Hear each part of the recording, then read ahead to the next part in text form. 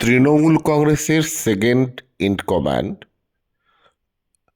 অভিষেক বন্দ্যোপাধ্যায় আজ মুর্শিদাবাদ জেলার সদর শহর বহরমপুরে করলেন রোড শো।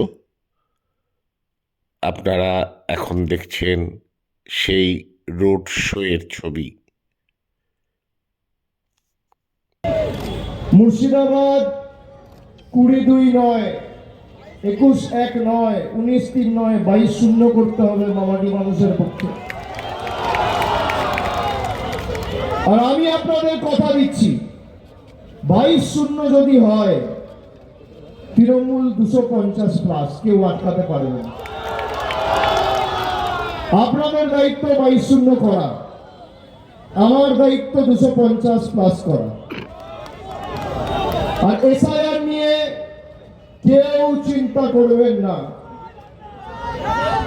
অযথা চিন্তা করার কোনো কারণ নেই। প্রত্যেকটা হিয়ারিং সেন্টারের বাইরে তৃণমূল কংগ্রেসের ক্যাম্প রয়েছে, প্রত্যেকটা অঞ্চলের বাইরে মানে অঞ্চলে ওয়ার্ডে তৃণমূলের ক্যাম্প রয়েছে।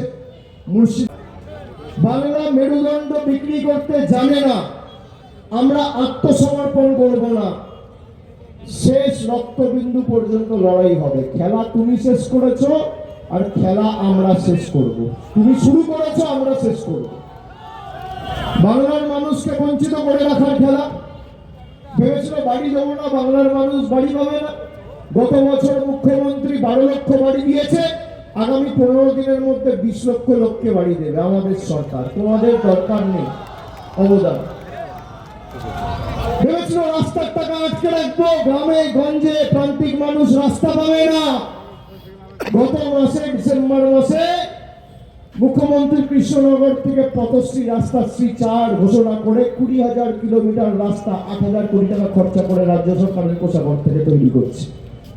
কাজ করলা, তোমার টাকাও লাগবে না, তোমার নামও লাগবে না, যাও যা করার করো।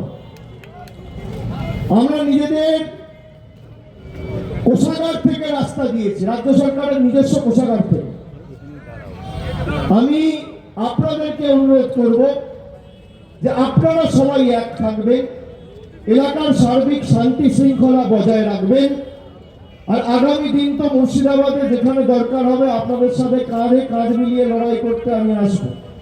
যে বিধানসভায় বলবেন যাব, যেখানে ঢুকতে বলবেন ঢুকবো, কিন্তু একবার দুবার নয়, 20 বার আসবো, 30 বার আসবো, যতবার আসতে বলবে আসবো। কিন্তু 22-0 করতে হবে তৃণমূলের পক্ষে। আর গদ্দারদের প্রকৃত স্বরূপ কাউকে কিচ্ছু বলতে হবে না। সময় যখন ঠিক হবে মানুষের কাছে এমনি তাদের মুখোশ খুলে যাবে। ঠিক আছে, আমি সকলকে আরেকবার ধন্যবাদ জানিয়ে, কৃতজ্ঞতা জানিয়ে, প্রণাম জানিয়ে, সকলকে আরেকবার নতুন বছরের শুভেচ্ছা জানিয়ে আমার বক্তব্য এখানে শেষ। লাইনে দাঁড় করিয়েছে, হঠাৎ করে 10 বছর আগে নোটবন্দির নাম করে লাইনে দাঁড় করিয়ে দিল। আবার 10 বছর পরে এই মুর্শিদাবাদে কত লোক রয়েছে? 200, 300, 350 বছর ধরে এই মাটিতে রয়েছে। মুর্শিদাবাদের মানুষের কাছে 100 বছর 150 বছর আগের সম্পত্তির কাগজ রয়েছে। আজকে আমাদের লাইনে দাঁড়িয়ে নাগরিকত্বের প্রমাণ দিতে হবে নরেন্দ্র মোদীকে, অমিত শাহকে, যারা আমাদের পরিযায়ী ভাইয়ের উপর অত্যাচার করেছে। আমি আপনাদেরকে বলছি, আমার ফোনটা দাও তো একবার, একটা নাম্বার আপনাদেরকে দিচ্ছি।